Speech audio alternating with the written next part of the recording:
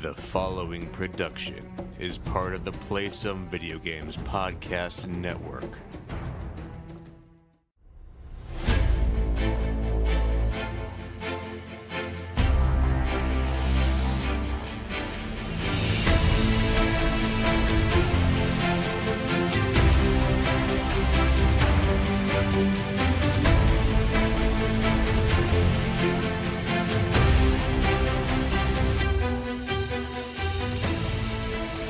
Greetings, boarders, and welcome to Board with Video Games, the gaming podcast that strives for the right balance of coverage for games you play on your table and on your television. You could think of us as the silver and gold of gaming podcasts. We're a proud member of the PSVG Podcast Network and thrilled to be part of the Dice Tower Network as well. I'm one of your hosts, Kyle, and joining me on this co-op adventure, the guy who never lets his marshmallow burn. Josh, how are you doing? I'm confused. I know. See, this is what happens when we change up all of our recording things. I had written these show notes, and I had put everything together and got everything put together, and then I realized that I messed this part up, but I said, you know what? We're going to leave it. We're going to go with it. I made a mistake here, but it's okay. It's a new day. It's a new year. It's a new beginning in the Board with Video Games, so we're going to have an awkward beginning to start with. Seem good? Did you notice that you didn't fix it while you were reading it, or did you know earlier and just didn't change it? No, I knew earlier today that I had messed it up, and I was like, I'm just going to leave it. It's just going to be the authentic experience of what this podcast is. So there's no connection to silver and gold and marshmallow burning. Correct. What I had done is I had said, okay, for episode 106, the pairing I was going to do was going to be campfires and marshmallows. I see. So that's where. Okay. So I changed the marshmallow burn part, but I forgot to change the earlier part. And I said, you know what? We're just going to let people inside on the show, and this is what happens. Cool. Okay. Well, I'm doing, besides confused, I'm doing well. I'm currently enjoying a full glass of champagne. In a Guinness glass, no doubt. From our anniversary last week, which she won't drink it because it's too bubbly. It's just sitting in my fridge. It's just gonna sit there forever, and I drank all my beer yesterday, so I figure there you go. We're celebrating our new schedule together, and I'm drinking that seems good, a glass of champagne. You're drinking champagne, I'm drinking coffee at 7 something at night. That seems great. Yeah, it's nice. I'm celebrating the holiday. That's what I'm doing. There you go. And a little bit of a new schedule. We talked about last week how Board with Video Games will be now releasing on Tuesdays. But we're actually releasing this show on Monday to help out our good friends at Play Some Video Games, the PSVG flagship podcast. They had some issues getting their recording done, so we are going to actually record on or release on Monday this week. So if you're listening on Monday and saying, "Hey, I thought you guys were recording or releasing on Tuesdays now," yeah, we will be in the future. We're just switching days this week to help out PSVG. And making sure we get you a new podcast every day of the week like PSVG typically does. So I think I figured out why they had recording issues. Because Kevin has Justin on as a guest. Yes. But he realized he had to pre-record the other Justin's audio. So when he records with Caroline, he can also be there for that episode. Yeah, something like that. So he can't be in two places at once. Correct. Being two people. Right. So he has to pre-record that I know. audio. It's very interesting, that, oh, yeah, we're going to have a guest. Justin's going to be here. And then, oh, look, yeah, Justin had something come up, so we had to change things. And now we're all going to be separate. Yeah, we get it, Josh. That happened last time. That's okay. You call him Josh. And yeah, I just did. Because I was looking. That's the hard part is I'm looking at you on recording, so everyone I want to call Josh. The hard part is looking at me. I agree. That is not the hard part. Oh, man. So it sounds like recording on Sunday nights is going to be an adventure. So, dear listener, we'll see how this all goes. But we'll jump into things here. As always, thanks so much for joining us this week. If you have any feedback, questions, or suggested topics, like, hey, stay on topic, feel free to reach out to us at Board with VG on Twitter, or check out the Instagram, also Board with VG.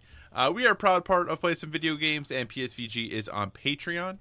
We're absolutely thrilled with the support you have given us there thus far, and if you'd like to monetarily support what we do, you can find us at patreon.com/PSVG, but the most important thing is just that you listen and maybe share what we do with someone who you think might enjoy the show. And we are a member of the Dice Tower Podcast Network. So if you enjoy our conversations about board games and would like to dive deeper into that world, we encourage you to check out the Dice Tower Podcast, as well as all of the other members of the network. No matter what type of board games you enjoy, there's a podcast on the network that's right for you. So enough of the housekeeping, enough of the rigmarole. Okay, actually, one more piece of rigmarole, Josh. Yeah. I know we're recording, and we're talking about games, and we're doing this podcast thing, but I have to imagine you have the Fortnite stream up somewhere, right? Just watching that black hole? No, but I will say I did watch someone's clip of like being in the world while the event happened. Mm-hmm. And then how it just kind of went to a black screen and they were just like sitting there. So is this something that is coming back tomorrow? I don't think they've said. So they're just going to like, Fortnite is down for a little bit. So I wonder, because they've kind of talked about how this is the end, and there's rumors out there that it's going to be kind of Fortnite Chapter 2 or Fortnite 2 or however they're going to look at it. Season 2 or whatever, yeah. Well... No, not Season 2. Yeah, because this was the end of Season 10, I think. But yeah. I wonder if the reason they're doing this is there's a whole bunch of server stuff they have to do for whatever they want to do with their launch of this next, large chapter in Fortnite. So I wonder if this is the way that they do that, because that's the only thing that seems reasonable to me. And I'm not a marketing person, but if you run the biggest video game in the world and your marketing person came in and said, what's going to be the best thing for us to do is not let people play the game. Yeah, shut the game down for 2 days. Right, like, I don't think most people would say that seems brilliant, but it really seems like it's working. A lot of people are paying attention to a black hole on a screen. That's for sure. Yeah, well, they have to be very smart about how long they let it go. That's a big difference. Yeah, I wasn't... It's gone far longer than I thought it was going to, and at this point I feel like it's just going to come back tomorrow. But yeah, like the Fallout stream and all these other people who tried these like weird looping screens and stuff. Right. I think we'll see it tomorrow. Maybe tomorrow. Yeah, tomorrow or Tuesday. Yeah, it's just really interesting. So there's a lot of people though just watching a black screen. That's for sure. So, all right. Well, enough of the Fortnite stuff. They do a good job though of getting people psyched and excited about what they do. Yeah. I mean, they really. Apex, released a new map and all of that, which is really cool, but it does not have the gravitas of when Fortnite does stuff, and sometimes that stuff backfires for them, definitely. But they had 6 million people, I think, concurrently watching a black screen. That's crazy, which is pretty ridiculous. So, but with all of that out of the way, Josh, what are some of the games you've been playing on your tabletop, sir? Okay, well, finally we got Keyforge back to the table, and I almost forgot how to play. It's been so long. But we played some games. I don't think I did terribly well. I believe I lost both games. But that's okay. You win some, you lose some. That's true. Especially in Keyforge. You can only win some or lose some. In every game. However, did you get any of the new decks or anything?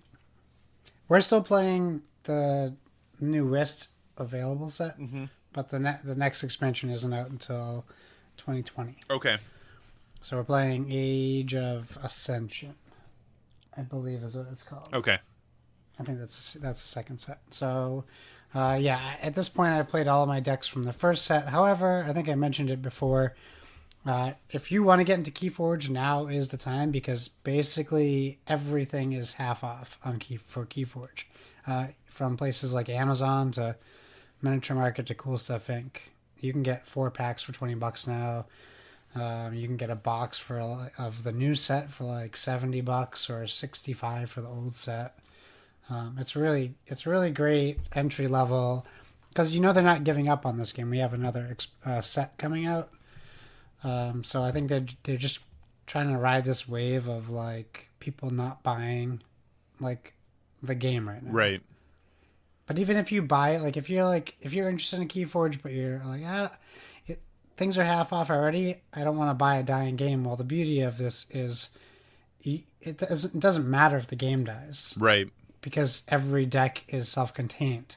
So if you buy a box of 12 packs, you have 12 full decks to play. You have 6.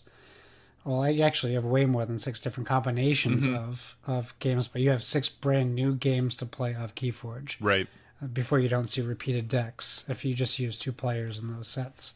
So, I mean, it's there if you're thinking about it. I'm still thinking about buying another box just because there's still new packs. Oh, absolutely.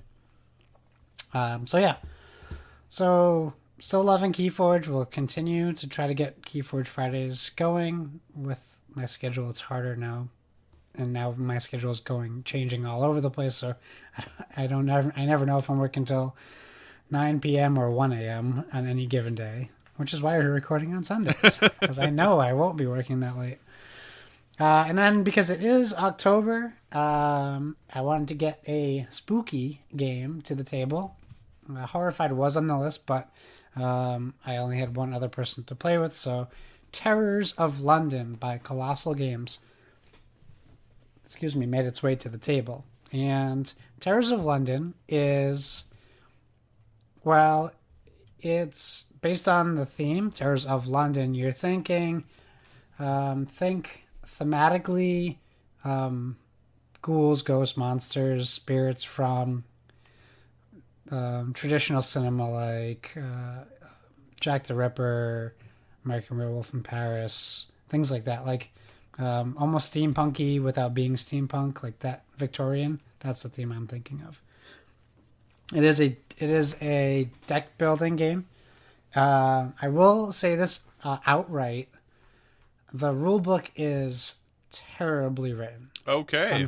Unfortunately, and the reason why this is a problem is it uses a lot of common deck building game mechanics. So you kind of think you know how to play the game based on how it's set up, but the problem is the things that it does differently are not very well explained. And we had to do some searching on Board Game Geek, and the developers are pretty good at answering questions themselves. Like, usually you have to go off of other people giving tips to other people. Mm-hmm.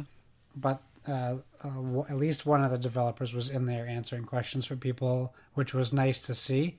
It just stinks that we had to go to there. And the way my friend and I play, the same friend who plays Keyforge with me, is we don't go to Board Game Geek unless we have to. Right. So that means we spent a lot of time trying to figure it out together before we did that, which was frustrating. Anyway, this is how the game plays. And there's 2 expansions. One of the problems with the rules is it assumes you have expansions, the way it's worded.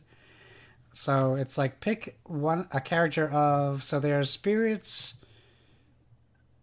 there's like different categories. I wish I wanted to pull the rule book up, but I feel like I would be frustrating myself more. Beasts, mortals, spirits, and undead. Thank you. Okay, so... They're associated with a color, but they don't tell you the color that they're associated with. They expect you to figure it out on your own, which is frustrating. Wait, but there is a right color that they are always associated with? It doesn't change from game to game or anything? There is a specific color that they're associated with, but it does not tell you. Even in the rulebook, it shows the pictures of the colors, but it does not put names to them. Interesting. Yeah. So, it tells you, like, when you start, take all the houses together. So, like, let's say it's spirits, and then it's like, choose one of the characters from the spirits house. Well, in the base game, there's only one from the spirits thing. So when we were reading it, we thought we were missing a deck or something. Oh, okay. Because it says choose one of the creatures from the spirits, from each house. And there's only one. So I'm like, what? So, if you're familiar with Ascension, this game will be easy for you to get going. You have cultists and fanatics that start in your hand. And what they do is they give you recruit or attack points. You start the game with what they call the street, which is the main deck of the game, shuffled, and you put up 5 cards onto the street. These are cards you're drafting with coins. There's also a Acolyte deck, which works, if you know Ascension, familiar to what's the card? Militia? Not militia. Heavy militia. Okay. It's worth extra. Like they give you bonuses, but it costs 2 flat to recruit, 2 coins. So it kind of takes something from Legendary, Marvel Legendary, Okay. which is like the Agent of Shield. Right. And you get extra. So those cards have specific things. They all stay face down, so you don't know what you're recruiting. So the 2 coins is a gamble, but it may end up helping you in the long run. So everything I'm saying is pretty standard for deck builders, where you're drafting cards from the middle, and you're putting them into your discard unless you have cards that allow you to play them or put them face up on your draw pile.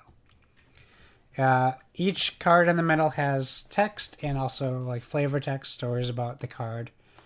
If you check on our Instagram, you'll see pictures of some of those cards. Something that this game introduces that's new, well, 2 things. One is a haunt. In the haunt is a ability of a character. Mm-hmm. What that means is when you play a haunt character from your deck, or from your hand, I should say, it gets a haunt token put on it. What happens is after your turn is over, typically you discard every card you played. Mm-hmm. But if you played a haunt, you flip the haunt token to dismiss, and then that card stays out in front of you for the next turn. Okay. I should mention the goal of the game is to defeat your opponent, and your opponent's monster, we'll call them, that you pick, they have hit points. I played Azazel, who was a spirit who had 50 hit points, and my buddy Greg played Lilith, who was a mortal, I believe. Okay. Who had considerably less hit points, which was surprising. Each bad guy has special powers that you can use typically once per turn, but the goal is to reduce them to 0 health. So some of the haunts have like shields on them, and you want to keep those out because they shield you from damage. You also have relics, which are cards that when you recruit them, you put them to the right side of your character card. And you can have up to 3 relics active. And think of them as like passive abilities if you're playing role-playing games or adventure games, things like that. So these things provide you with, one of mine was 2 shield as a passive ability. If you want to have more relics, you have to replace one after you like buy a new one from the street. So you're trying to negotiate what you think is best for you as you play through the game. And then another new element that they add is Horde to the game. And Horde is where when you play a monster, they are affiliated with a certain house that Kyle listed earlier. And they have the icon in the top left-hand corner, but also on the bottom of their card, on the left and the right, they also have houses, and they have colored arrows which have that match up with other cards. So let's say I put out a spirit card, which is blue. Mm-hmm. And on the bottom left-hand corner of my spirit card is a white human logo. Mm-hmm. That will have 2 arrows. It'll have a white arrow for its color, and then we'll say maybe it has a blue arrow for spirit. So if I have another card in my hand or in play that has the matching logo, you can group them together, and that creates a horde. Oh, interesting. If you have a horde and one of the characters is a hunt, it immediately loses the hunt. That's the downside to joining a horde. The plus side to joining a horde is every character has a special extra power on the very bottom of their card. Mm-hmm. When you group up a horde, you pick one of the available powers, the extra available powers, and use that. So one might be like 2 extra attack. And then you get to use that. And then if you are also able to add a 3rd card to the horde, then you get to pick from the remaining available bonus powers. Okay. Until you can't do it anymore. The cool thing about the turns is you have a hand of 5. You play until you're out of cards.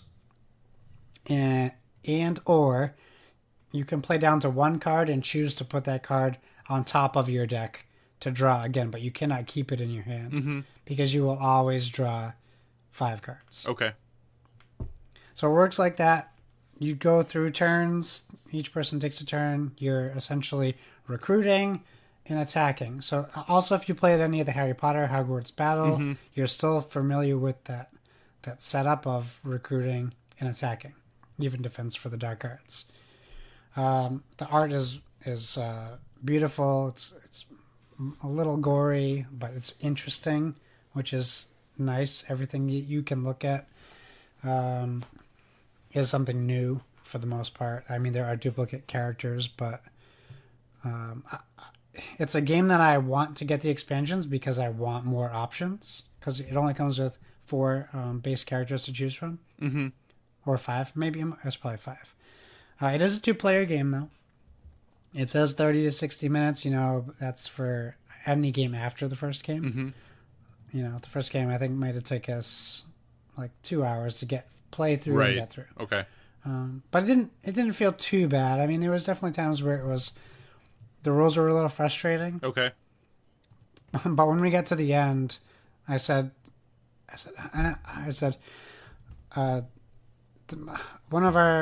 Donnie really was interested in this game, but I don't know that I can recommend it to him because I feel like the rules make it too complicated because they're a little frustrating. But my buddy said he thinks like once you get a game in, and I agree with him, it'll be a lot easier and quicker to play the second time. Right. So I think I agree with him on that. I think it's a good game. I really just wish they put out a PDF of a revised rules or something. Right. Or maybe the expansions come with one. I'm not sure. So I know you're obviously a fan of deck building games.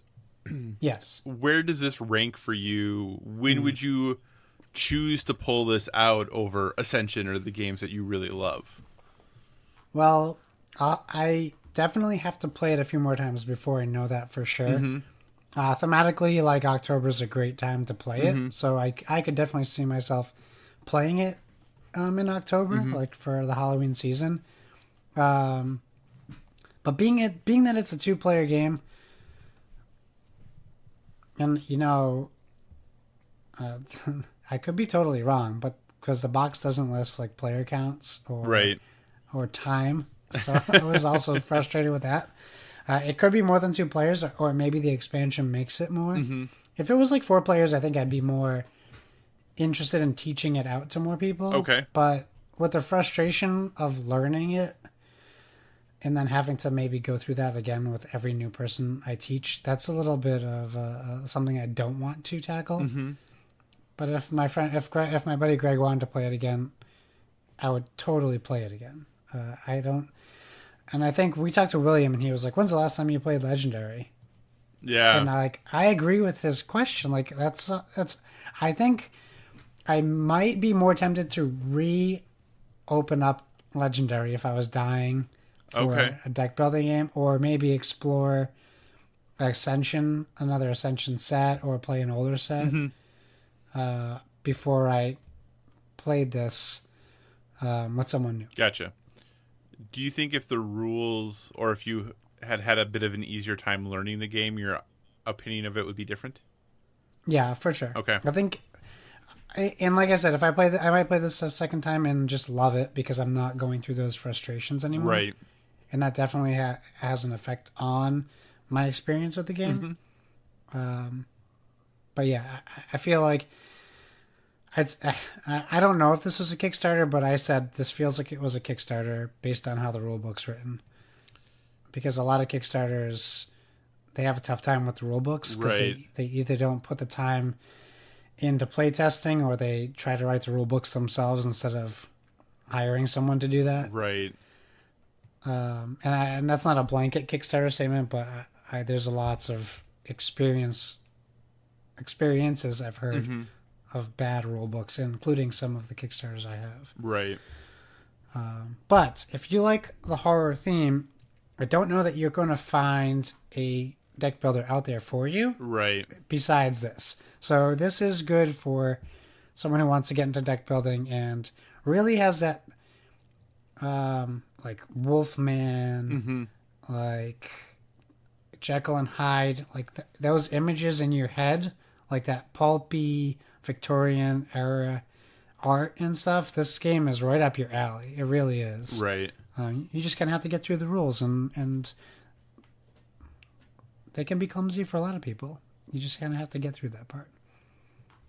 That's the only criticism I have for the game, to be honest with you. I think all the mechanics work out great. The hit point, the life on the characters seem a little off. They don't really match up with, like, it's not like a character's special ability is super great, so their life points are lower. It doesn't seem that way, so we couldn't really figure out why I started with 50 life and he started with 43 or whatever it was. Right. That was a difference maker, I think. So So here's what I will say as I was kind of dinking around as you were talking. I was listening too, but I was trying to get answers to your questions. So on Colossal's website, there is a rule book that is version 1.81. Okay. So I don't know what rule book obviously version comes in the game, but there clearly is an updated-ish rule book. I'll have to check. So I don't know. Like I said, I don't know what difference that makes. Maybe that's the one that shipped. And you are right that the base game, it looks like is 2-player, but getting either expansion allows you to play up to 4. Oh, okay, and that's great. I also believe. Sorry for the typing, people.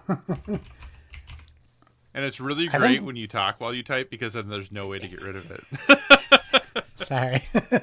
Well, note to future self: don't do that. I think I wanted to check the price because I feel like I did not pay a lot of money for it. I feel like I got it for like $20. Oh, really? Although the first price I see is high. Yeah, the first price I see on Geek List is $75. Maybe I should see if they have more copies and then sell it online. There you go. Because I did not pay that much for it, which is interesting because, well, I'll have to look it up. When you're talking, I'll look it up on Amazon. So I'm not clickety-clacking. Not a problem. But yeah, it does look like that it is in the crowdfunding Kickstarter family on Board Game Geek. So I'm assuming that it was a Kickstarter. So that makes sense. So, all right. Well, hey, there we go. Any other board games or anything tabletop you'd like to talk about, sir? No, I mean, well, I did escape rooms. Does that kind of? Yeah, I think that fits in here. Let's talk about your escape room experience. Well, I'll tell you, right now my left knee is just one giant swollen bruise. I don't think that's how escape rooms are supposed to work. From my experiences with them, they have different colored doors. So I talked about this like 8 months ago on the podcast. It's called Boda Borg, BODA BORG. Okay. And it's, I believe it's either Switzerland or Sweden. I don't remember who. But it's the only one in the United States. It's in Boston, or Malden to be more specific. And it probably has 20 different themed rooms. They typically have 3 rooms. Sometimes they have 4 that you have to get through. And each door is a color. Not each door. There's 3 different color doors. There's green, I believe, is mental. Mm-hmm. Then there's black for physical. And there's red for, like, intermediate. So a little bit of maybe both or neither, depending. And yeah, we did an Alcatraz escape room. There was a horror one called Spook House. Mm-hmm. There's some new ones. There was a Sphinx was new. Boot Camp, which was very difficult. We completed 11 rooms. Oh, nice. There was a group of, we had 9 people, so we split up boys and girls again. We had 5 guys this time, which made some of the rooms that required speed very difficult because you're stumbling over each other trying to get through places. So I'll just explain one room. and you can kind of imagine what the other ones are. So one of the rooms is called Alcatraz. And spoilers, if you're ever going to come to Boston, I'm going to tell you how to complete Alcatraz. All of these rooms, you really, unless you've done them before, it's all trial and error.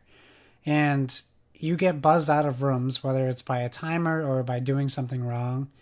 So then you have to go all the way back to the beginning and wait in line because people are in line and do it again. There's probably it's a pretty big building, but there's probably close to 500 people in general in the whole building. Oh, dang. Okay. But there's so many rooms and groups that it's not long waits. Right. So Alcatraz, you go in, you enter a Alcatraz jail cell. Okay. Did you talk to Sean Connery first? No, but I talked like Sean Connery. So that kind of counts, I think. Okay, I think that works, yeah. So you wait in line in an Alcatraz jail cell. When you get the signal to go through, you open a door that's underneath the sink in the jail cell, and you climb into it, which puts you into like in between the walls in the plumbing. Mm-hmm. Once you're in this room, the floor is lava. Okay. If you touch the floor, anyone in your group, you're eliminated. Oh, dang. So you're climbing on pipes across the walls and you're grabbing onto things. But also in this room, there are 3 valves you have to spin, but you have to spin them all at the same time. Mm-hmm. So you need to communicate with your team and call out when everyone's ready, and then you spin the valves at the same time, and then you get passed through the room, but you still can't touch the floor. So everyone has to get through the winding hallway. Once you do that, you go into the next room, which has chain link fencing all around you, up above you and to your sides, and spotlights. There's 3 spotlights. They turn off and on a timer. The first person has to get through the first spotlight, get to the second spotlight, which never turns off, and slide a door above their head to cover the spotlight. Okay. And then the rest of your team has to. It's an S tunnel, like it's an S cage, so you have to get through. But at the end of the S, there is a door, so you have to wait till the spotlight turns off, get to the door. You can't close the door behind you because it locks. So you have to hold it open for the next person to come to, and then you climb straight up into a pitch black, we'll call it a tunnel, that's about 25 feet high. And there's only ledges on each side of it. So you climb up the ledges while the people behind you, you're holding the door so they come in and get in behind you. And then once your whole group is through, you climb all the way up, and then once you get out, you're in their, like, essentially their sewer system. And then you enter a little tunnel. There's 3 manholes above you, and there's spotlights shining on 2 of the 3 manholes, and you have to find out which manhole doesn't have the spotlight shining through it. Climb out the manhole and escape, and then you get stamps, and you stamp your card after you complete Alcatraz. Well, that's pretty cool. Yeah, and that's where you get beat up a lot. That's where my knees are, like, really messed up, and my wife's whole body is killing her. Today we're like discovering different parts of us that hurt. Like, I didn't realize I hurt my wrist, but that just means we're getting old. That's right. When you said physical challenge, I right away thought, was he competing on an episode of Double Dare? Like, what was that? Double Dare, yeah. Where everyone was just like, immediately physical challenge. Picking boogers out of a nose. Why do you even ask the question? You know they're going to take the physical challenge. That's right. Yeah, so there's a platoon one that's particularly challenging. There's one called Super Banan, which is their highest rated challenge. There's Jungle, which is like all of them. You can't touch the floor. There's a lot of fun ones. Okay. Interesting. Yeah. Man, I wish I had something like that here. Definitely not something like that in Iowa. All right. Well, any other board game things you'd like to discuss? No, I think I got all my board game things. All right. I will move on and talk about the games I am going to talk about briefly. First one, Forbidden Sky, which I know I talked about a couple weeks ago, but I did have the opportunity to play this with 4 players. And I just wanted to give a brief update that I had talked about how challenging Forbidden Sky was with 2 players. It's really, really easy with 4. Super easy. Okay, that's good to know. So, and maybe it was because having played it with 2 players first, had an idea of how things were supposed to go, what the rules were, kind of general things that worked well and worked didn't. Maybe that played into it, but when playing with 4 players, won the first game on like regular difficulty without much issue at all. Kicked up the difficulty, won, played it again, still won without much difficulty at all. So Nice. again, it could just be there are variable player powers. It could have just been that we had a good mix of powers.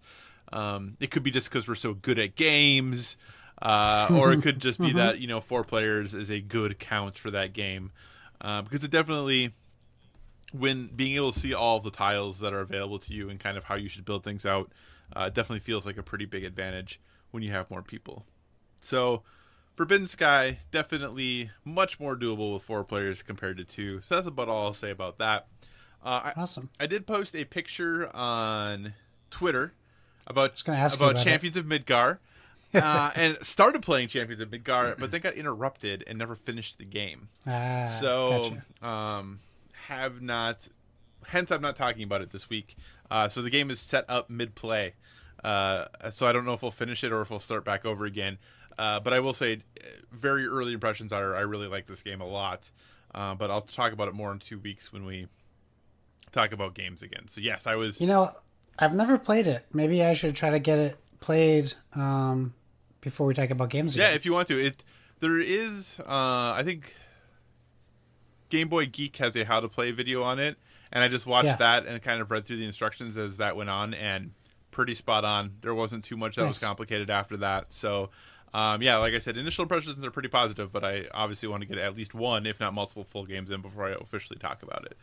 And then the other game that I played was a game that just came out recently, from Elizabeth Hargrave, the designer of Wingspan, and that's Tussie Mussie, which is a very small micro game, almost if you would, from Button Shy, who all of their games are wallet-sized games, usually 12 cards, 20 cards. So they just come in a nice little pack, and it's something that you can easily bring along with you. But Tussie Mussie is a 2 to 4 player card game. There's 18 cards in the game. That's all there are. There is a single player variant as well that comes with a few additional cards to make that happen. But for the 2 to 4 player game, like I said, it's 18 cards, and all you're doing is trying to build the best bouquet of flowers you can, and your bouquet in the end is going to have 4 flowers in it. And it is a very straightforward game of I Split, You Choose. The wrinkle to I Split, You Choose, though, is that whoever's turn it is draws 2 cards. They look at them both. They put one face up and one face down, offering it to the next player. The next player has to choose, do they take the face up card or do they take the face down card? And that's pretty much all that you do. And then it goes the next player's turn. They offer up one face up, one face down card. And that's, you just cycle through until everyone has 4 flowers in their bouquet. The flowers that are face down, obviously you can look at whenever you want to, but no one else knows what those are unless maybe someone who put one face down that you took remembers what that card was. Those are I think they would call them your keepsakes. And then the face-up cards, I can't remember exactly what the name of those for. I can't remember if that's your bouquet, and then everything is the arrangement, maybe? That might be what it is.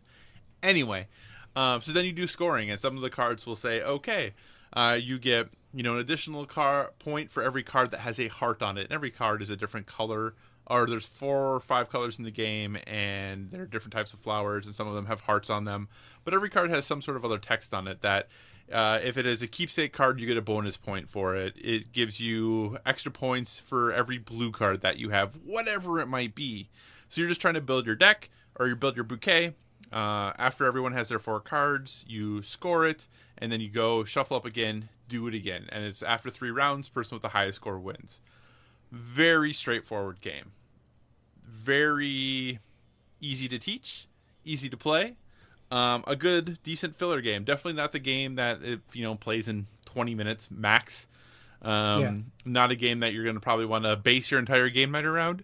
But if you're waiting for people to show up, or if maybe you are looking for something easy to bring to work to play on lunch break with people, a way to wind down a game night, a quick game to play with family or on the holidays while you're waiting for the meal to start, because of the portability of it, because of the ease of teaching it, Tussie Mussie is solid. It kind of, I don't know if I like it as much as maybe Love Letter. That kind of seems to fit in that very simple to teach, easy to learn, filler style game. I don't know if I like it quite as much as that, but it's a game I do enjoy playing. I tried playing the solo variant of it, and maybe I don't like it because I'm not good at it. I don't know. But it is very hard to decide, because when you're playing the solo variant, whereas when you're playing the 2-player game, you look at the 2 cards, or the 2 to 4-player game, you look at the cards and decide what you're putting face up and what you're putting face down. When you're playing the solo variant, there is a kind of, the additional cards are basically an engine that says, for this turn, you're going to display 1 card face up and 1 card face down. So you have to make decisions about cards you're going to take without seeing the card. And I am really good at giving the better card to the fake opponent who gets really good points. So it's cool that there is that single player variant. I don't know if I would ever purposely, go out to play it, other than I did play it a little bit just so I could talk about it tonight. And it's a cool how they do it. There definitely are some variations to rules from the base game, and like I said, it basically gives you a deck of 8 cards that are the engine that tell you what to do. That on this turn, you're going to reveal, sometimes it's 1 card face up, 1 card face down, sometimes it's both cards face up. And then when deciding to take the cards, it's not just, I'm going to take this one and put it face up. It might say, okay, for you, whichever card you take, you have to put face up in your arrangement, and the other card that you give to the opponent has to go face down in their arrangement. Maybe it'll say both have to be face up. Maybe it'll say both have to just stay however they were on the board. That's how you add them to the arrangements. So it is kind of an interesting twist on the game, and definitely makes it kind of hard as a single player to know what the best decisions are, because you literally do not have all the information.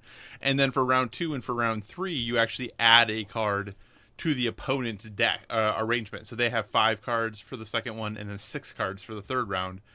So it gets a little hard. You can definitely sculpt what you're doing well, but there is definitely the possibility through sheer guessing wrong, you give them a card that's really beneficial for them. So, the single player variant is cool that it's there. I don't know that it's super necessary, but when we're talking about games, how often is anything necessary? As in, I don't know that I'll seek it out to play it. It's a cool concept, but again, with how short it is and how quick it is, I probably am more likely to pull out my phone and play a level of Grindstone than I am to play the single player version of Tussie Mussie. But if you're looking for an inexpensive, easy game to teach that you might want to play with family, that has a little bit of a different theme. Not a lot of themes around building flower bouquets. I think Tussie Mussie is worth a look. Josh, I know you have this game. Have you been able to play it yet? I haven't. I just kind of went through my computer desk here, and I pulled it out of a pile, which means I accidentally shuffled it into old bills. Which is how small it is. It's so small. No, but I mean, I backed it because of Elizabeth Hargrave. So it's definitely something I will play soon. I might play with the wife tomorrow. We're both off tomorrow, so because it is so small, and we need to start thinking about what we are going to bring with us to PAX. I have 2 other Jason Techmeyer games, which are Spiralopolis and Circle the Wagons. They're both the wallet games, so I think we might play all 3 and figure out which one we want to throw in our pocket when we go and wait in line for like panels and stuff. Yeah, and it is pretty amazing how you started with Tiny Epic trying to create these amazing games in a small box, but even that small box still doesn't necessarily fit well in your pocket. It is really amazing the quality of game they have been able to put together, that company, with 15 cards for their games. Like, they do a really nice job of putting those things together, for sure. Yeah.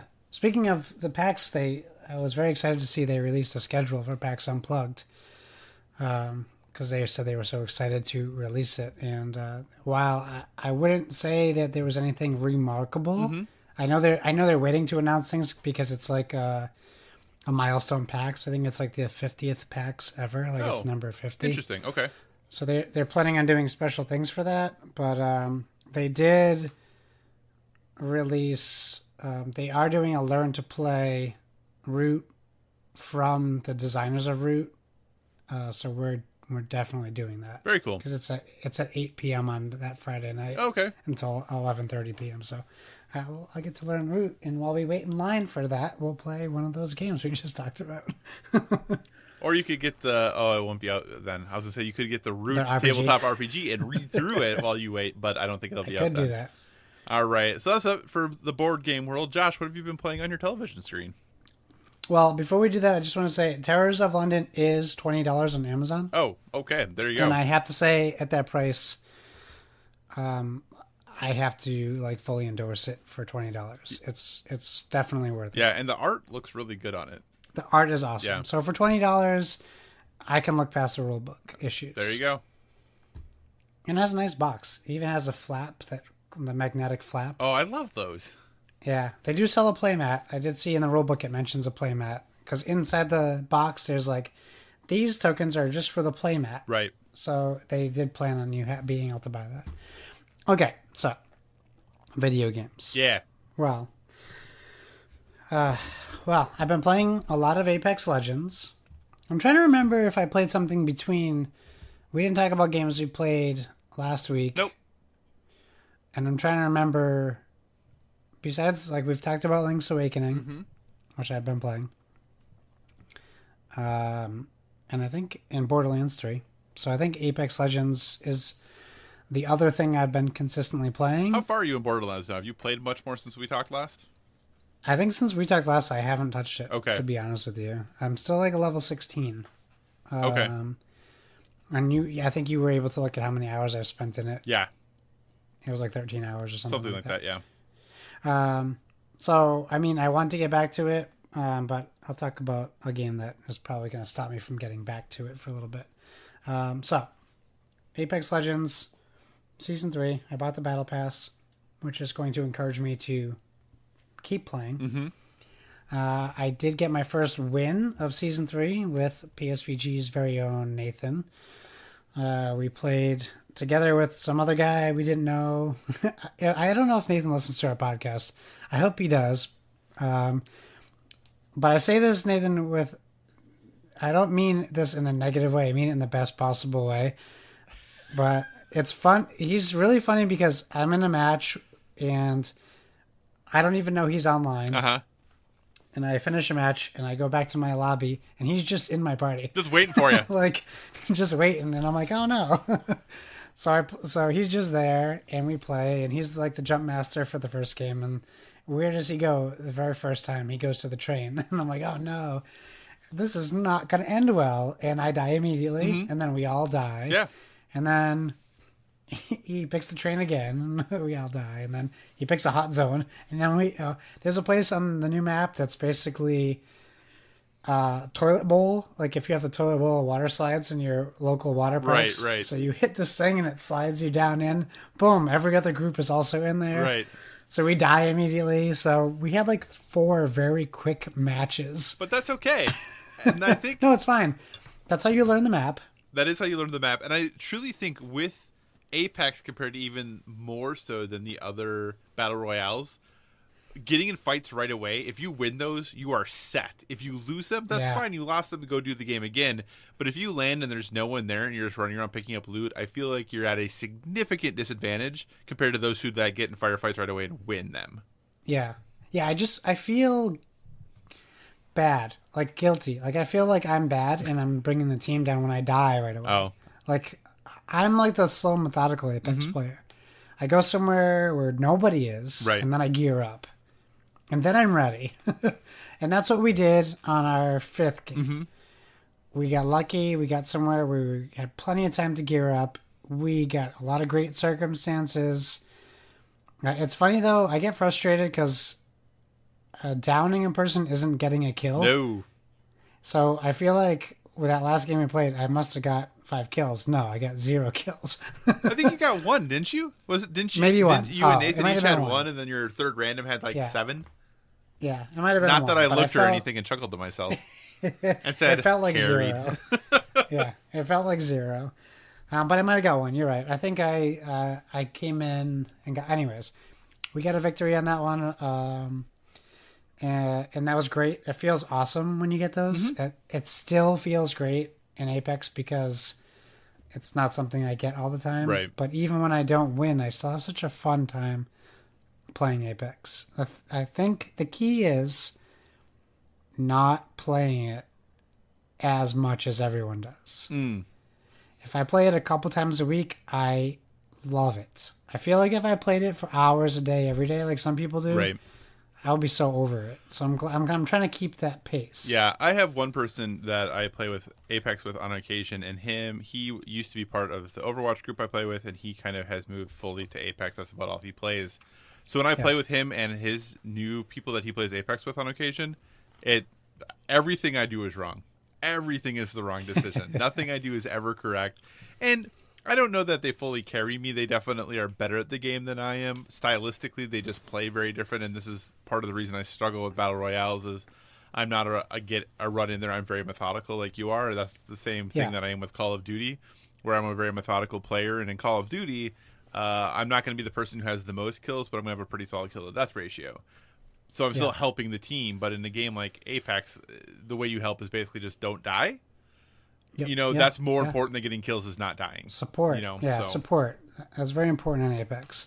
Even if you're not a support character, like I always play Assault's character, but I was with a Pathfinder who was healing himself, so I just stood right in front of him while he was healing. That's what you have to do.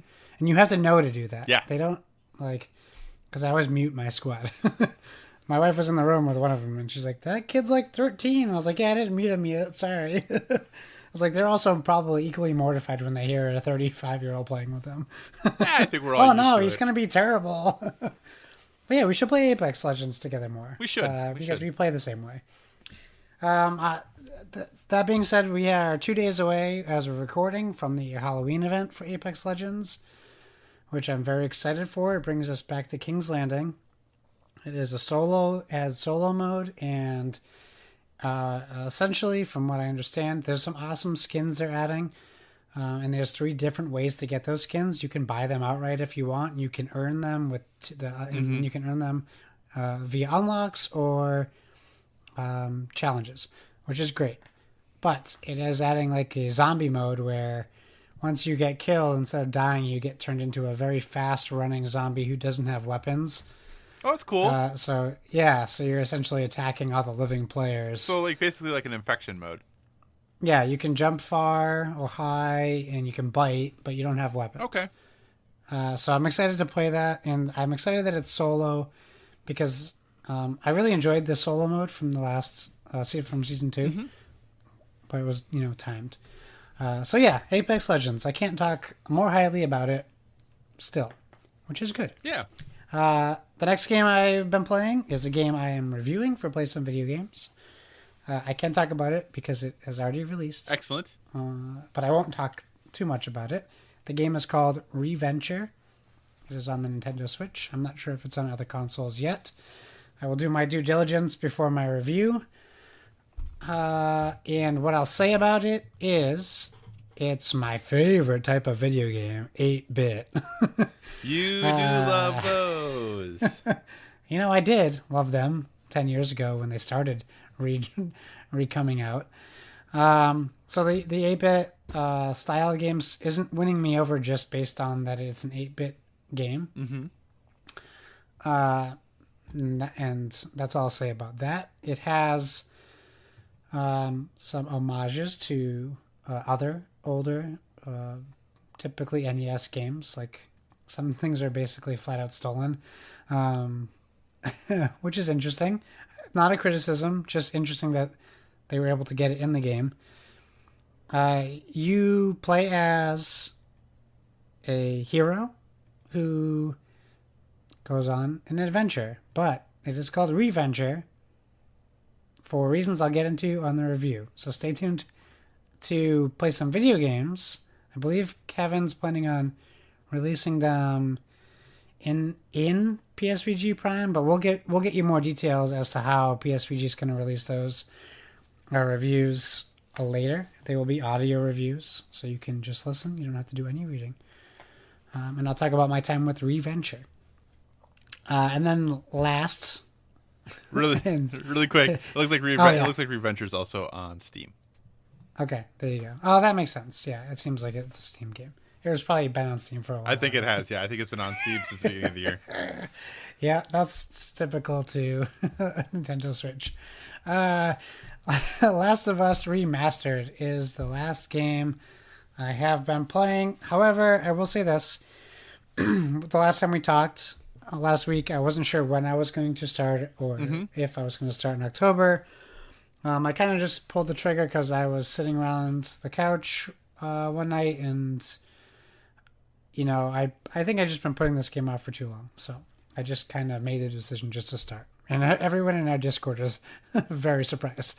In fact, people like screenshotted my PlayStation profile to show that I was playing it. Donnie was very excited, though. Donnie was extremely excited. But as Donnie is way far ahead of me and already posting pictures of spoilers for me in our Discord. Yeah, sorry. So I was going to say something. He doesn't care too much about my experience. I was going to say something to him about that, but I was like, well, I mean, it is a multi-year-old game, so. No, I know. I can't complain about spoilers, and I know that Donnie doesn't care about spoilers, so I think it's just a blind spot between the two of us. So, yeah. I've been playing. I played the opening, and I did the first bit of the main part of the story where I felt like I could save it because either I had something to do or I was going to bed, and I don't recall. I'll say this: I know it's a remaster. I forgot that this was a PS3 game, so my first reaction was, "This looks terrible." But once someone pointed out it was a PS3 game, I then realized how much better it looks. Yeah. Than my first opinion of the game was. Yeah. So I'm able to get past that now, but originally I was like, oh boy, how am I going to play this whole game? It's a PS4 game that looks like a PS2 game. But no, it's right in between. Correct. So that's fine. The opening was cinematic. It was interesting, exciting, a little. Exciting. Tragic, surprising. Yeah. Lots of adjectives I could use to describe, and even adverbs. Fast. No, sorry, that's not an adverb. That's just a verb. That is. Very fast. Fastly. I was going to say fastly, and I was like, oh, we could go with quickly, I guess. Quickly. Yeah, I was surprised. I was... I don't know how to describe my emotions. It's interesting how a game... I need to be emotionally attached to characters in general to feel like how maybe people want you to feel about things. The best thing... that sounded stupid the way I said that, but... I know what you're saying, you got to get me into a character for me to feel right. like anything happening to that character is important to me. Yep. Other than just pressing buttons. And I feel like they did that in such a short amount of time that I could really relate. And that could be because I have a child now. For me personally, that may have changed my opinion. I know other people who don't have kids feel passionately about it, but I think once I became a dad, a lot of the things I was able to brush off in cinema and video games affect me way more now. So, and then once you get into the gameplay solid, it's, so far, it's basically Uncharted. Except the buttons are all messed up. So I gotta get used to the buttons. So far, like for combat wise, the controls are weird, but the gameplay itself is very much Uncharted. And I'm looking forward to. So far, I've only encountered humans, and I know that that's going to change. That is going to change. But yeah, I look forward to playing it. I want to make sure I make time. Donnie posted 7 pictures, and he was like, "Josh, you didn't give up yet, did you?" And I was like, "No, I haven't seen any of those things." So I hope to find some time, maybe tomorrow night, to play some more. Mm-hmm. And then during the week, I don't know what my work schedule is going to be. And that's really what's been hindering me from my life. Right.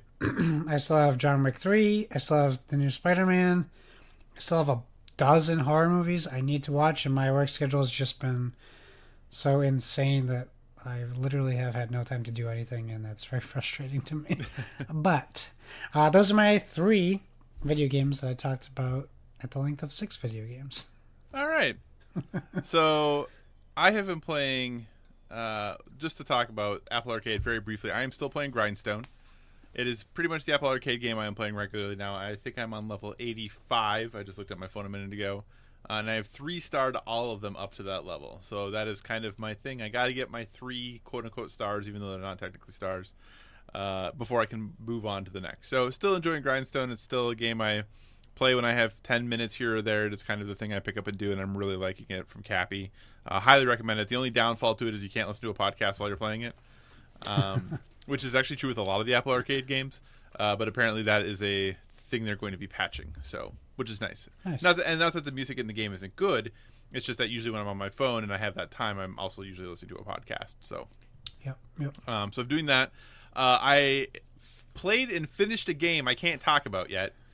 But I say that. Oh, you finished it? Yeah, I finished it. I say that. I didn't know that. Only because I put a lot of time in these last couple of weeks into finishing this game, and it just has reduced the amount of other things I can play as a result. But this week you will hear that review from on PSVG, and I'll talk about it more on the podcast in a couple of weeks when we talk about games again. But so I've been putting a lot of time into another game I can't talk about, but another game that I did start and finish and platinum. Which is crazy. Is Concrete Genie. So Concrete Genie came out last week. The PlayStation 4 exclusive from Pixel Opus, the smallest team in a first-party studio that PlayStation has. It's actually located on their San Mateo campus where their headquarters is. So the studio is like in their headquarters, which is, I think, unique. I don't know if Microsoft or Nintendo have studios actually in their headquarters. I don't know how those work, but for PlayStation at least, it's unique. In Concrete Genie, you play as Ash, who is a young boy who is living in a town that is downtrodden, has had some rough things happen, and he is, I don't want to give too much away, but he's the subject of, gets a lot of attention from some other kids in town who maybe don't treat him the best. And it's kind of about just his journey and his way of handling that and going through that and trying to make the town be everything the town can be, but also about his relationship with those other kids and how that goes. Here's what I will say about the story. It goes a lot like you'd expect it to, but I don't know that that's a bad thing. There's nothing super unique or different about the story that's being told. It is a story that if you have consumed media probably at all, a story you have experienced, but it's still told with heart, which I think is important. So it's still well done. It just isn't something that's super unique. The big part about this game is the painting mechanic, if you would, that, as Ash, you have this paintbrush, and he is painting the town to try to bring life back to the town and some vibrancy back to this town. One thing that it does that I don't like, actually, is that a lot of the painting is done, well, I didn't think I was going to like, is that the painting is done with motion controls. Luckily, you can shut those off if you want to. You can do the painting with the right stick if you want to.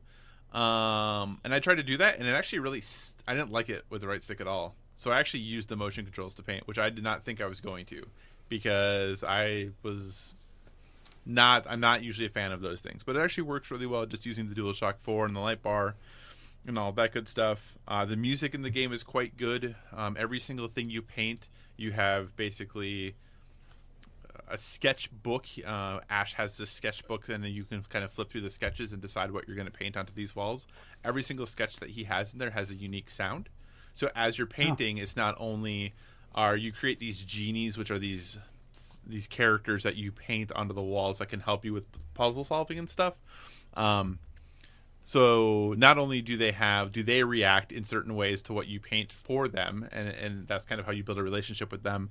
So not only are they reacting and the visuals are changing, but the sound is also adjusting as you're adding all of these things together. So it's some neat complex layers putting, on top of one another there.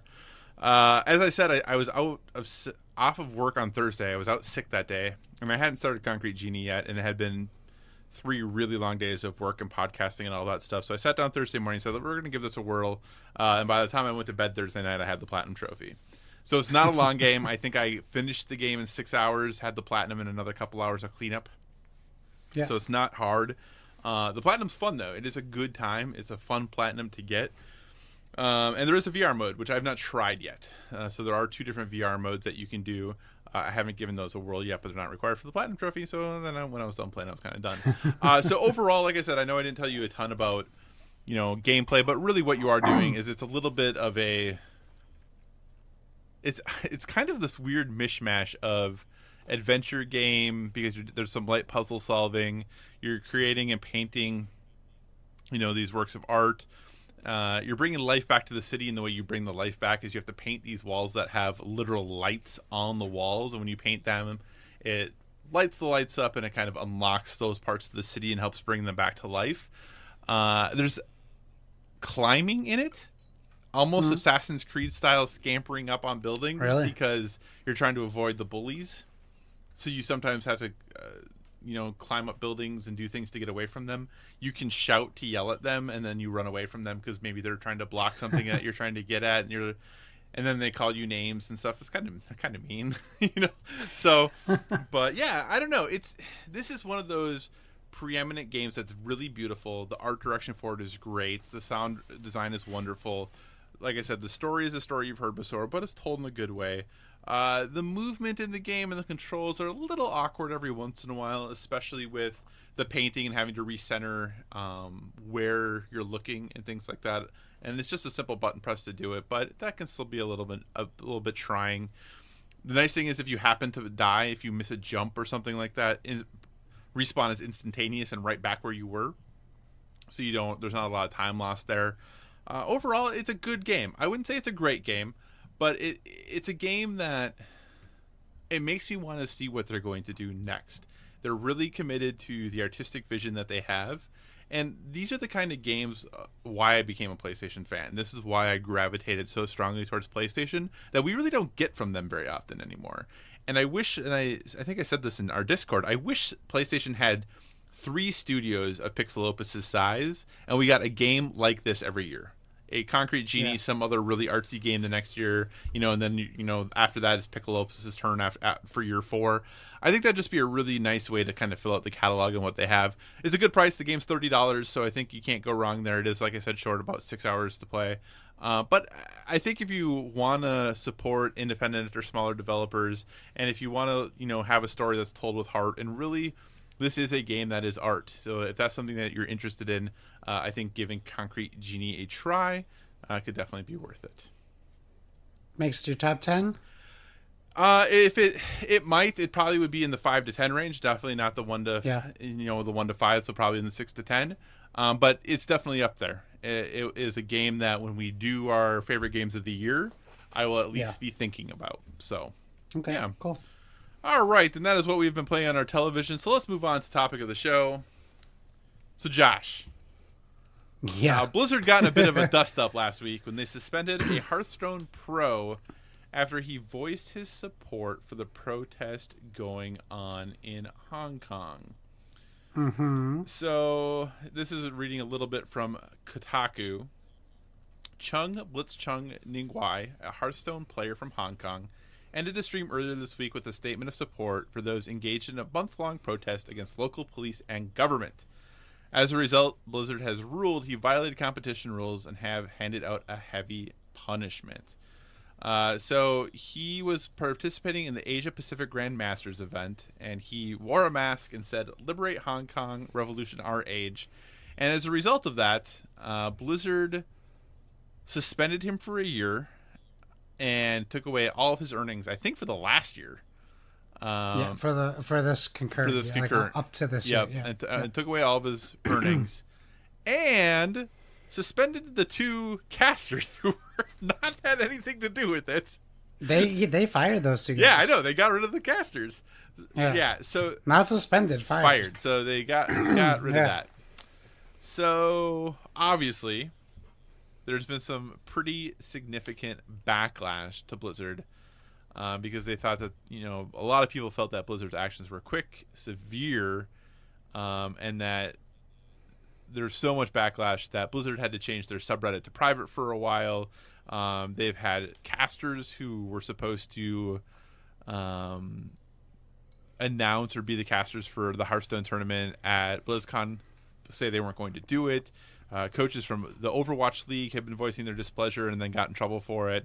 College Hearthstone teams have been protesting. Folks who are fans of Blizzard games have been canceling pre-orders, especially for like Call of Duty, since that's going to be launching on their launcher. And Blizzard eventually walked back some of their decisions, but this really only seems to have further incensed already angry fans because, the idea was that when they did this because of Chinese investments in Activision Blizzard. And basically Blizzard's like, no, that had nothing to do with it, which everyone's like, oh, okay, so you're just jerks then, I guess? Like, what else could this be? And we could debate all of this, the complexity of the investment of Chinese corporations in gaming. There's a lot here we could discuss. We could discuss the geopolitical situation in Hong Kong, but those are not things that Josh and I are experts in or really have the knowledge to talk about in an introspective and good way. So instead of talking about everything that's going on in Hong Kong and everything that's going on in China, I think it's important that we start talking about, really, as esports get bigger, Josh, how much freedom should esports competitors have in voicing their opinion? So obviously this situation is the catalyst of what we're talking about, but in general, how much freedom should they have? And what responsibility or what type of guidelines should game publishers put in place for the people who are actively competing in their games? When you heard about all this stuff, what are your initial thoughts on all of this? Well, first I would say it's notable for anyone interested in this story to look into what's going on in the NBA right now as well. Absolutely. Especially with the Houston Rockets. But like I said, that's more of a political comment, I think, if we get more into that. Right. But if you're interested in this, it's very important that you check that out. And as far as your question goes, as far as the future of esports and things like this, it's going to come down to contracts. What does your contract say? Mm-hmm. Because, hey, people might not like my sports teams, but I live in New England. Yeah. And the New England sports press destroys players who can't handle public speaking. From the Red Sox to the Patriots to the Celtics. If you can't get into a press conference and unfortunately have to listen to every question you don't want asked of you, you're going to leave or you're going to get fired because you said something wrong. Mm-hmm.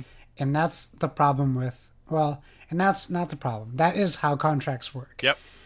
You are an athlete, whether you're an esports athlete or a professional, I don't want to say professional athlete, whether you're an esports athlete or a sports athlete, right?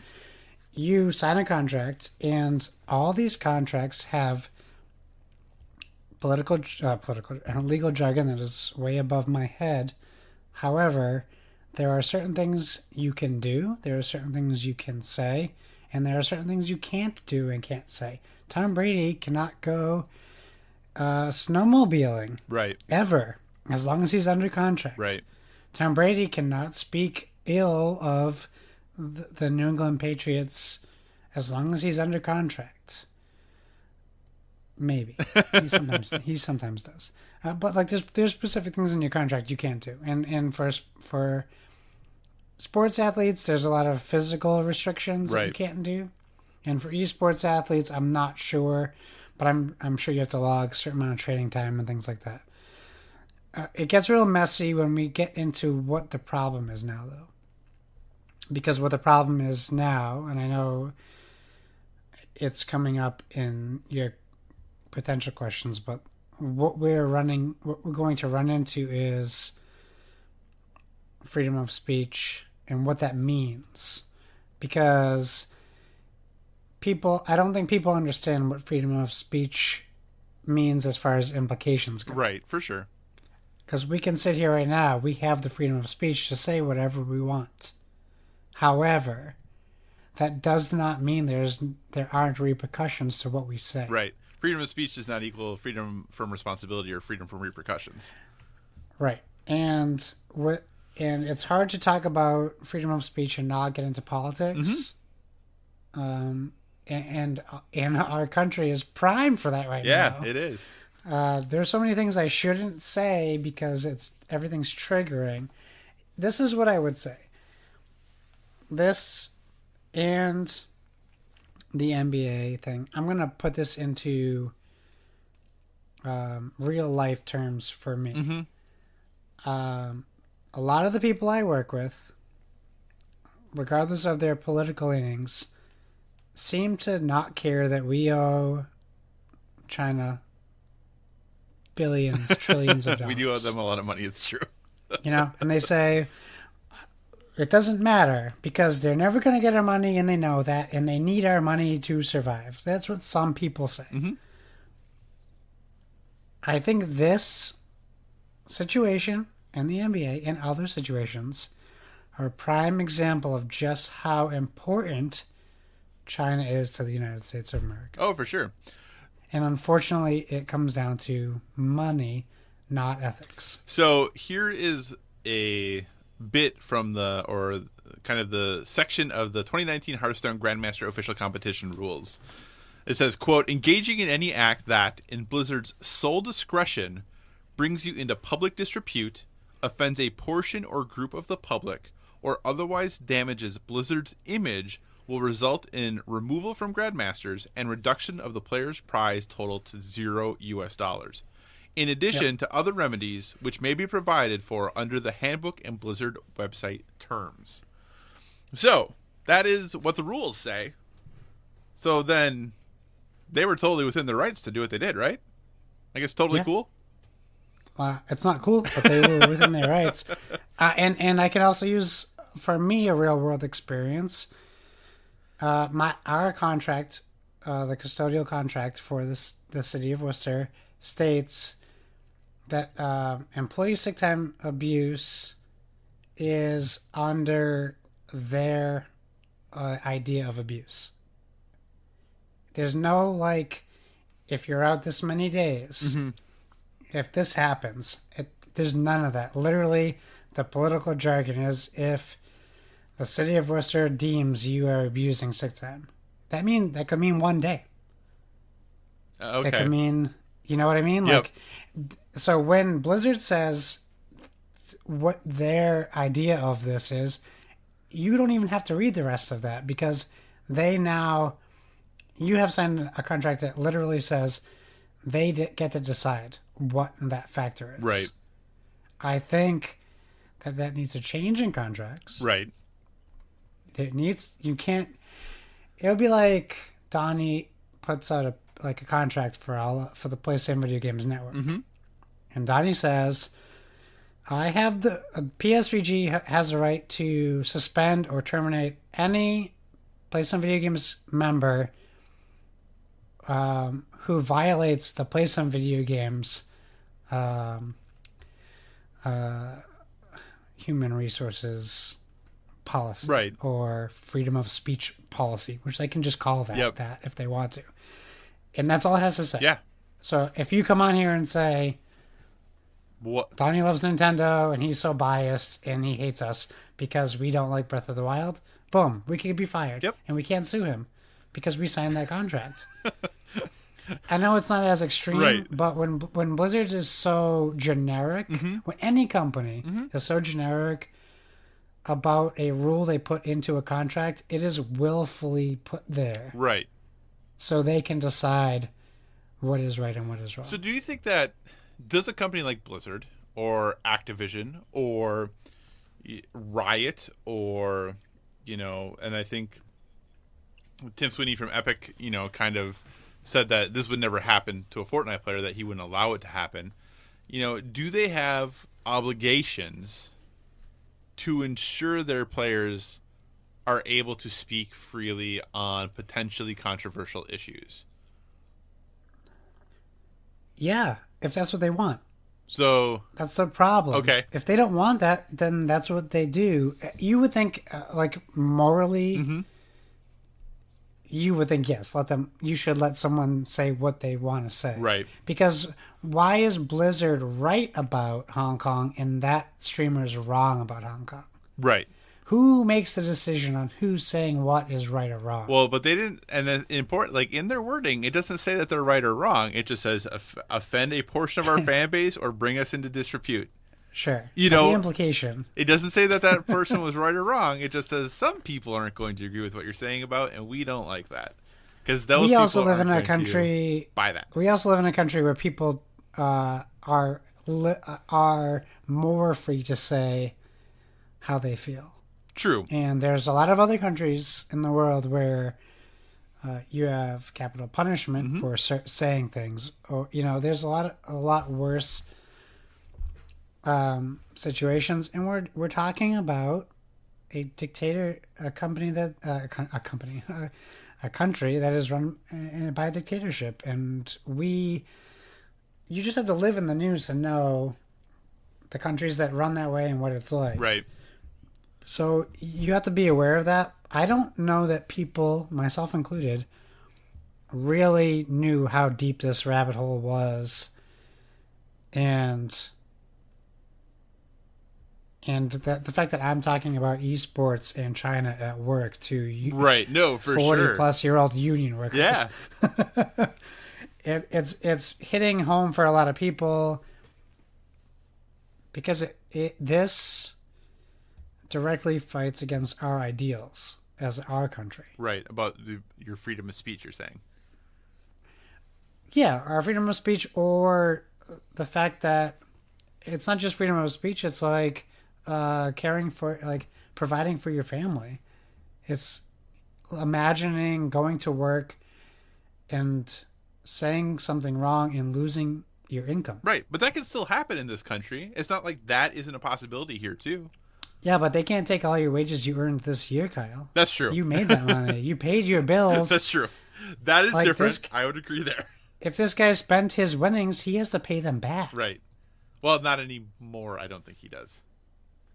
Well, not anymore. But when it first came out, imagine you won $150,000. Right. And now you can't compete for a year. Where are you going to make that money? No, for sure.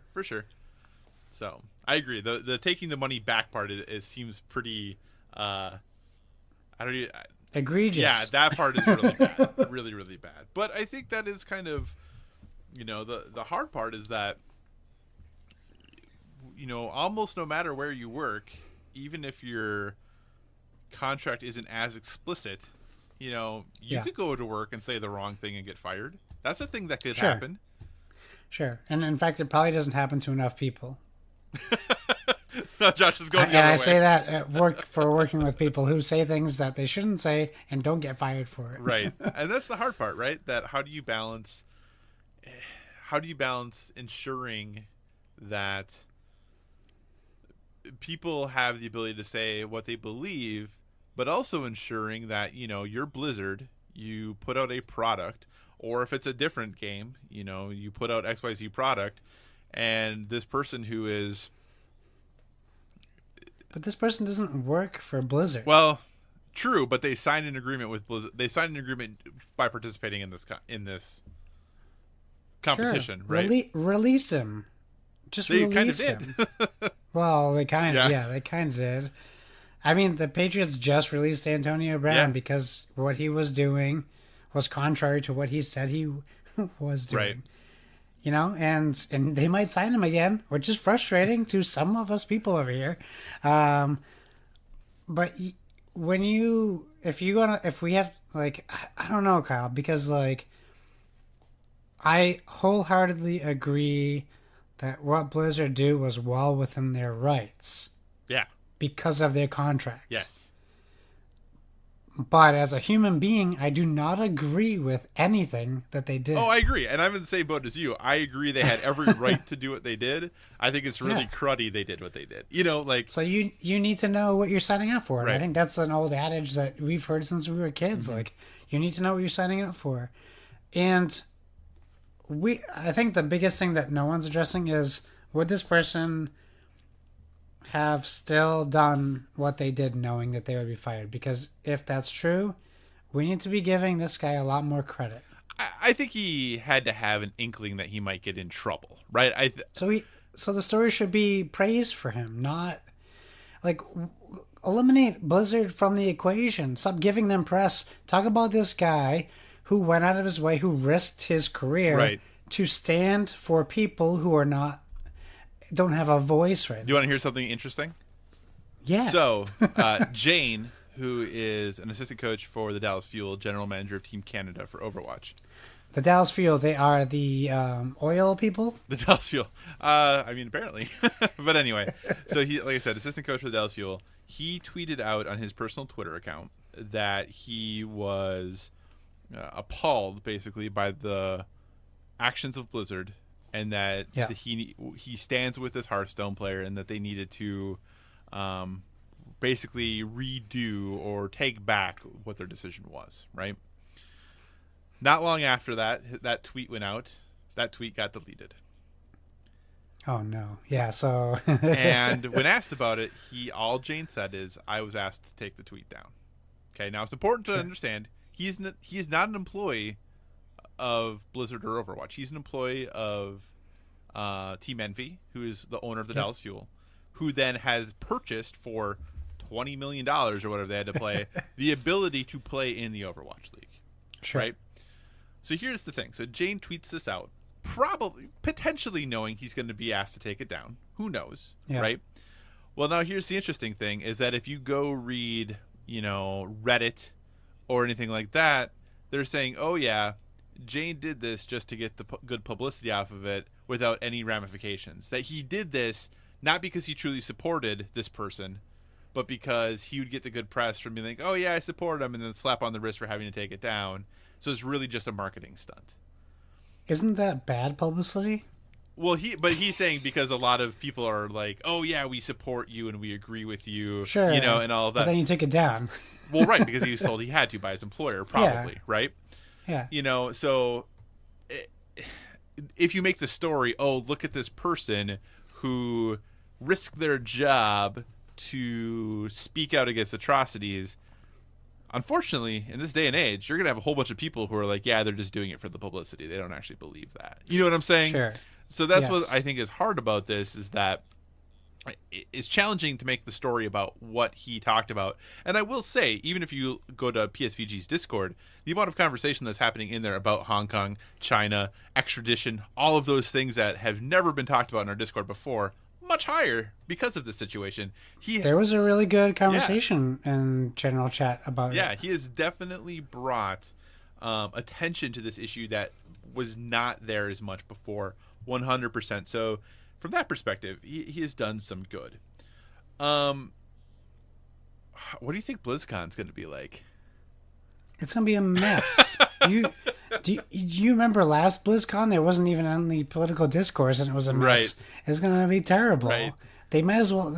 I wouldn't be surprised if they canceled it. I actually kind of was wondering if they were going to.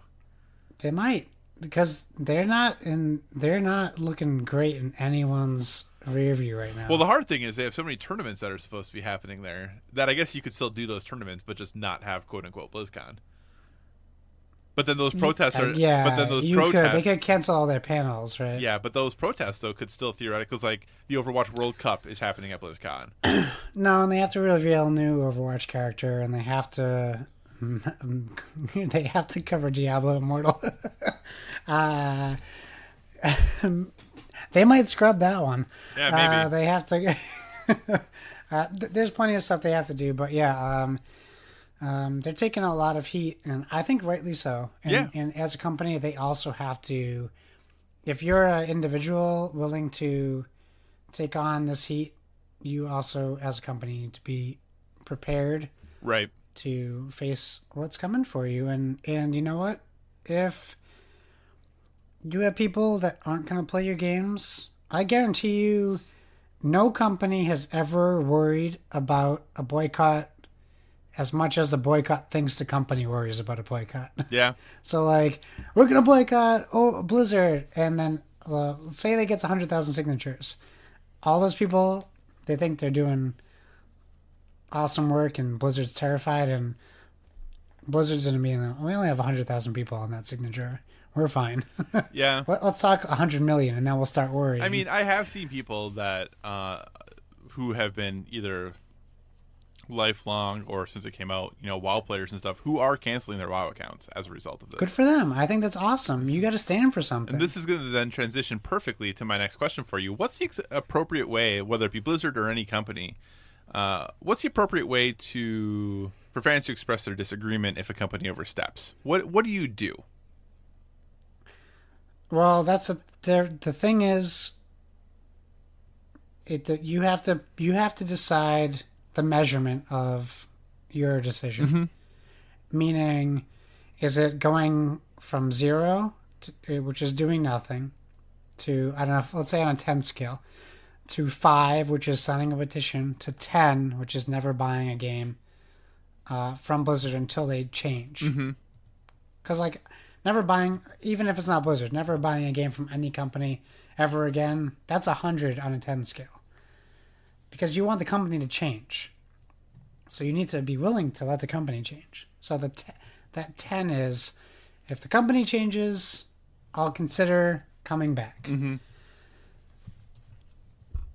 That's the best way to express your disagreement as far as what you say you'll do. Right. I couldn't tell you necessarily the best way to make Blizzard pay attention to us. Right.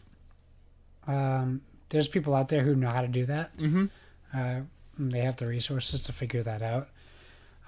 There's a show that I was very fond of called Jericho that was on ABC a long, long time ago. And it got canceled. And all the fans sent, I want to say it was Peanuts was popular for the show. They sent thousands and thousands of peanuts to ABC to try to get the show renewed. And it did get renewed. Mm-hmm. That's a way to voice your disagreement. And somebody with a severe peanut allergy had a bad day at work. Yeah, they killed 15 people at ABC Studios headquarters in LA because they opened the wrong package. Peanuts. But I don't want to sit here and say I know the appropriate way, but that's just the way I imagine would be the best way to do that. Yeah. So, how many people do you think who work at Blizzard had a hand or a say in the decision to when the suspension was handed out? Less than 5. How many people do you think if you think of all the people who work at Blizzard, if you boycott Blizzard and don't buy any of their products, how long until one of those 5 people is impacted by your boycott? How many other people are going to lose their job first? I guess it depends on the success of the boycott. And if it's a successful boycott, yeah, immediately. People will lose their jobs. Yeah, but you don't think J. Allen Brack is losing his job anytime soon? Oh, no one corporate is going to lose their job. And they don't care. So probably the people who also disagree with the decision that work at Blizzard in in any area as far as making games go are probably going to lose their job. But is that a reason to not boycott? I don't know. Because then we would never boycott anything if we were worried about the low man on the totem pole losing their job. Right, but so that's the question then, though, right?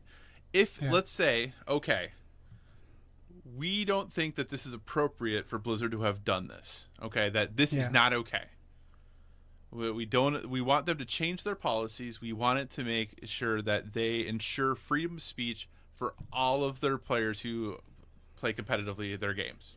Okay, that's what we want. So we're going to boycott Blizzard products until that happens. Yes. How many people, what is the threshold you're okay with the number of people losing their jobs until Blizzard folds? Let's say that 250 people lose their jobs because no one's buying Blizzard products, and then Blizzard says, okay, that's fine, we support you. Is that number the number we're okay with, 250?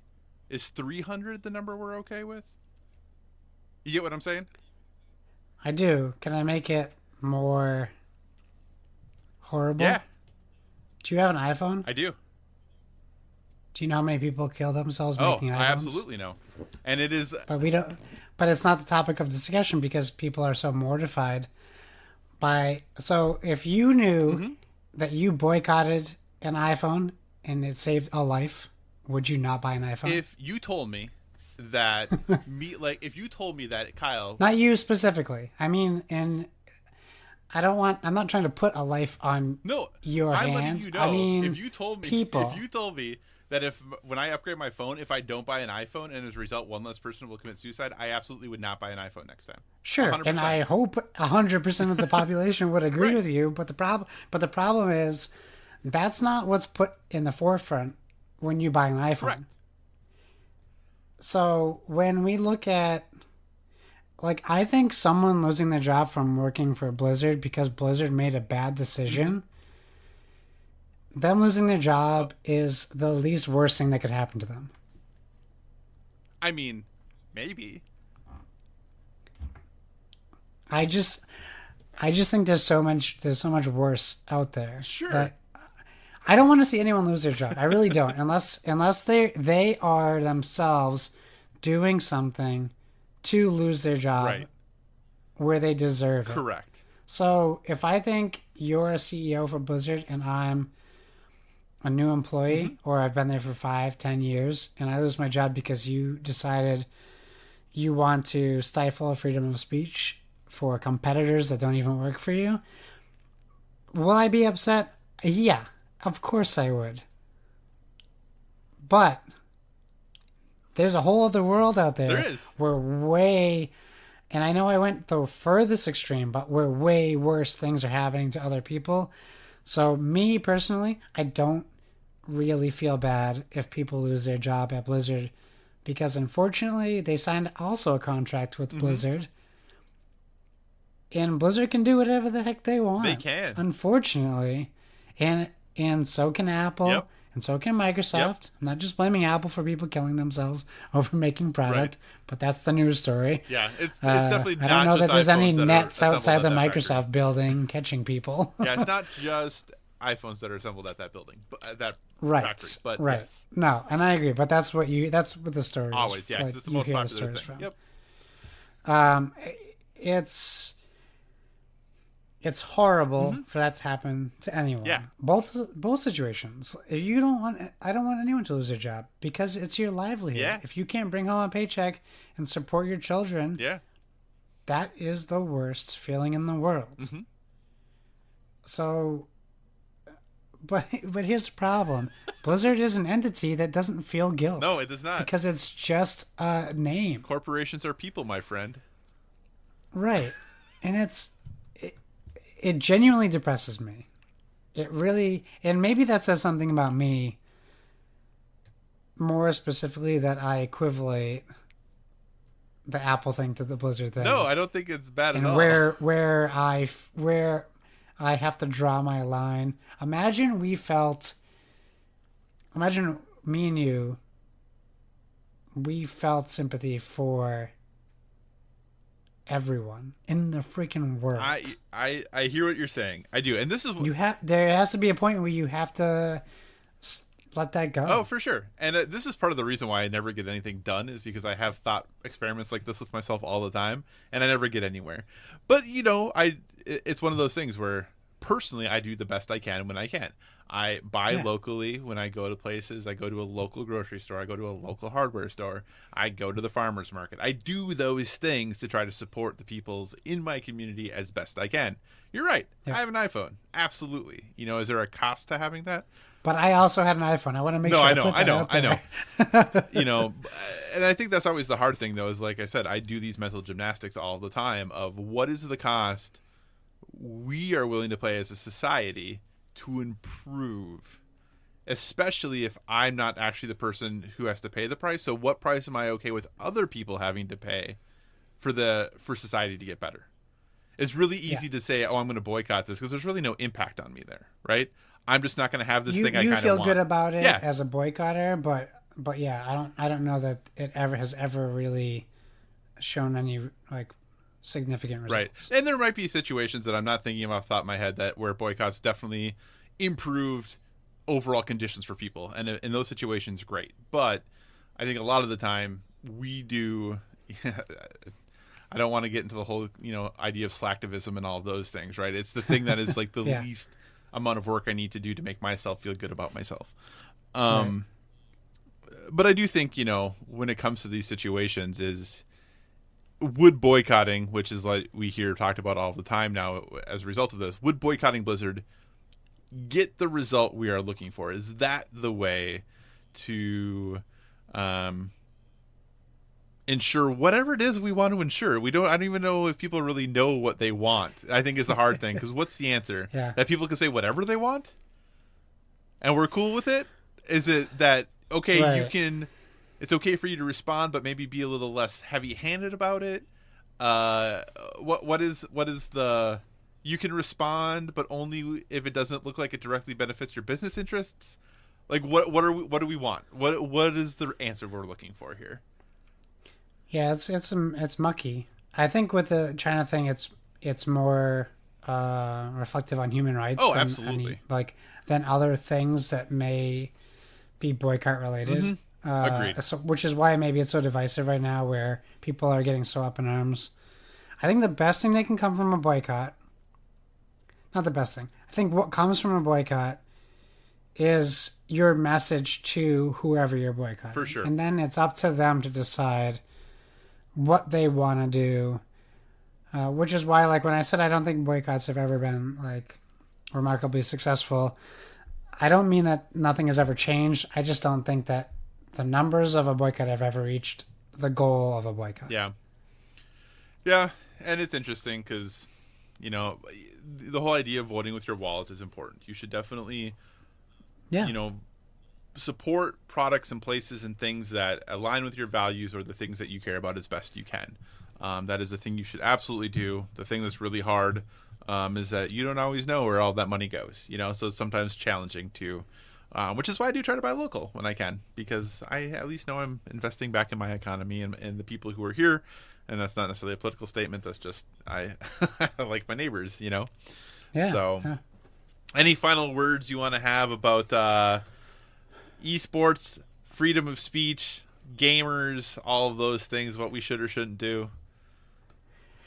I think what I would say is this: I don't expect anyone to 100% agree with anything I've said, and I'm okay with that.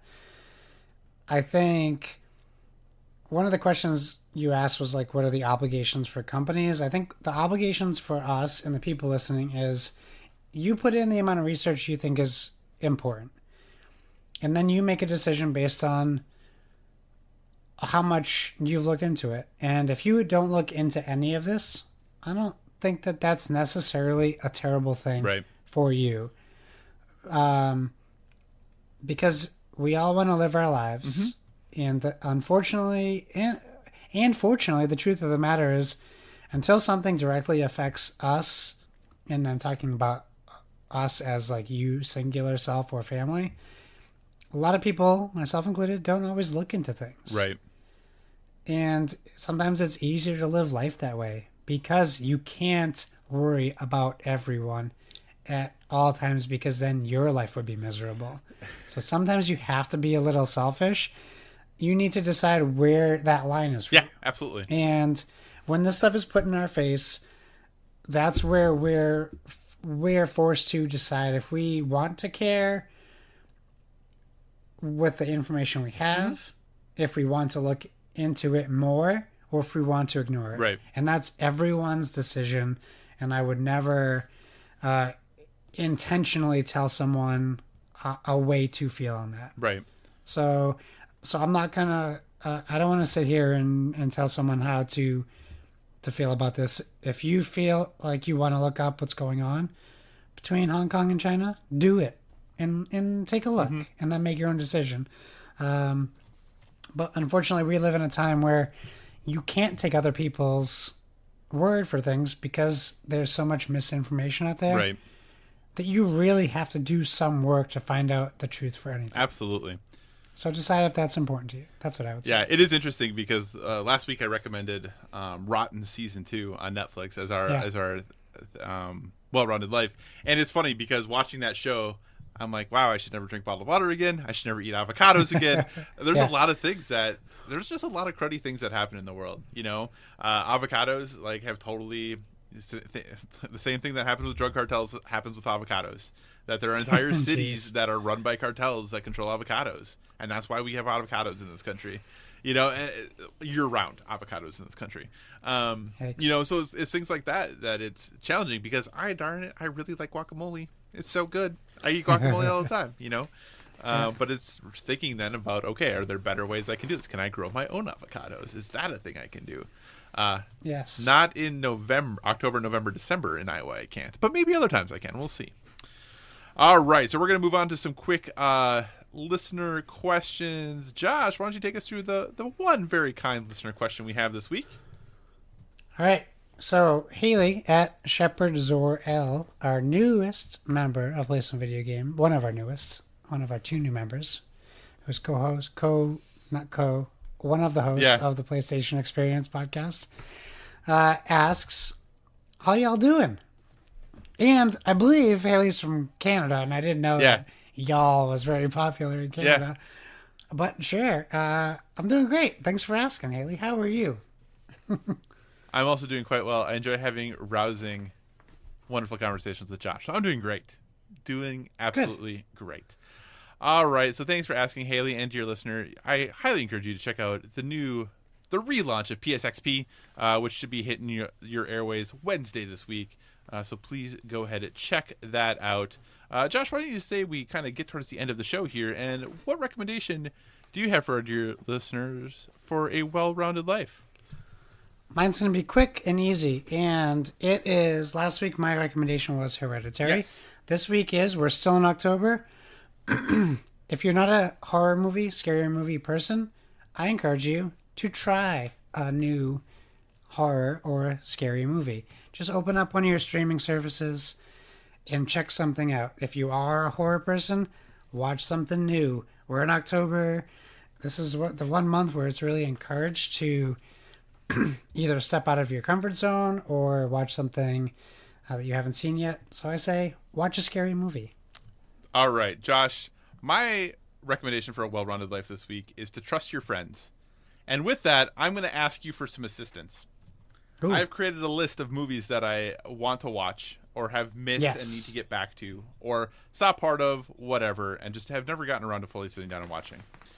The list is pretty extensive, but I have just taken a small part of it. I'm going to list off some movies. You are going to tell me which movie I'm going to watch next, and then perhaps it will be my well-rounded life recommendation next week, okay? Nice. So here are the movies, and if you haven't seen them, totally fine. Just go through the ones you have seen. Okay, so should I watch Brick, Layer Cake, Short Term 12, The Squid and the Whale, Winter's Bone, 8th Grade, We Need to Talk About Kevin, or Prospect? Oh my. Brick is an excellent movie. It's been a long time since I've seen it. Layer Cake, if you like Guy Ritchie movies, you need to see Layer Cake. Okay. I've only heard great things about 8th Grade, but I have not watched it yet. And I haven't seen the other ones. Okay, so of Brick, Layer Cake, or 8th Grade, which one are you telling me I need to watch before next week? Do you like Guy Ritchie films? Yeah, I do. Then watch Layer Cake. Okay, Layer Cake I shall watch. Trust your friends, everyone. Josh has given me my recommendation. Let's see if it's good enough to be my to be my well-rounded life recommendation next week. Josh, what do you say we wrap this show up? Great idea. Thanks for joining us, everyone. In addition to finding us on Twitter and Instagram at BoredWithVG, you can find us on Facebook at facebook.com/BoredWithVG. So feel free to give us a 5-star rating over there. I took a break and then I just regretted it right away. Also, if you want to communicate in more long form or you're just not feeling social media, please feel free to email us at boredwithvg@gmail.com. We tag all our stuff with that hashtag boredwithvg, so please feel free to use that hashtag as well on all your social media. And whatever podcast service you're listening to us on, whether it's the PSVG feed, the Dice Tower Network feed, or our very own standalone Board with 3G feed, we encourage you to give us a stellar rating. You can find me at Why So Serious, SIRRIUS on Xbox Live and PlayStation Network. Kyle, tell all of our listeners where they can find you. So you can find me at all of the usual places: Twitter, Instagram, PlayStation Network, Xbox Live, Board Game Geek. There we go. All at Psychocross, CYCOCROSS. As always, if you have suggestions for future topics, be sure to reach out to us on the social media, because we want to talk about what you want to hear about. And remember, everyone, whether it be board games or video games, never stop gaming.